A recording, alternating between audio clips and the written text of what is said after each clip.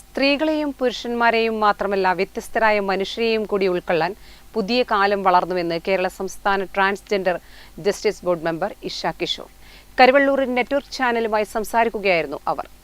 കേരളത്തിൽ ഇന്നത്തെ കാലത്ത് ശരിക്കും ട്രാൻസ്ജെൻഡർ വ്യക്തികൾ വളരെ ചേർത്ത് നിർത്തുന്ന ഒരു മനോഭാവമാണ് നമ്മുടെ നാട്ടിൽ കാണുന്നത്. വലിയൊരു ശതമാനം ആളുകൾ മാറി നിന്നിരുന്ന ഒരു സാഹചര്യത്തിൽ നിന്നും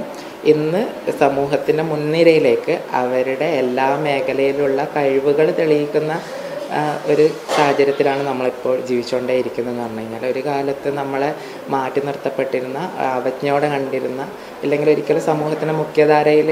ഇത്തരം ആളുകൾ ഒരിക്കൽ പോലും ചിന്തിക്കാതിരിക്കുന്ന ഒരു കാലഘട്ടത്തിൽ നിന്നാണ് ഇന്ന് പല മേഖലകളിലേക്കും ഈ ഒരു വിഭാഗത്തിൽ നിന്ന് ഒരുപാട് ആളുകൾ വന്നിട്ടുള്ളത്.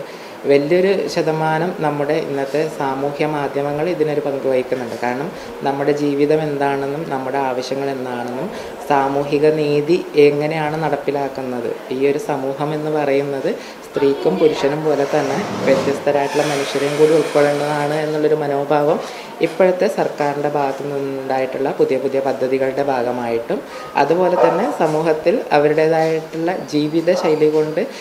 പടപൊരുതി വിജയം കൈവരിച്ചിട്ടുള്ള ഒരുപാട് വ്യക്തികളുടെ ജീവിതം കാണിച്ചുകൊണ്ടാണ് നമുക്ക് ഈ ഒരു